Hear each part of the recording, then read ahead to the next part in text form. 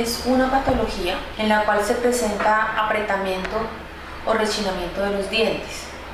Esto por lo general es de tipo inconsciente, el paciente no se da cuenta, pero va a desencadenar problemas a nivel de la articulación temporomandibular, como son dolores en la articulación, dificultad para abrir y cerrar la boca, cefalea, el paciente refiere dolor de oído, va a presentarse también desgaste en los dientes que va a afectar la estética del paciente, dolores a nivel de los dientes porque se puede producir al apretar, necrosis de la pulpa, entonces se presentan dolores. El paciente aprieta los dientes y al apretar los dientes produce un desbalance y afecta varios componentes de su sistema a nivel pues, de cavidad oral, que puede desencadenar serios problemas en la articulación.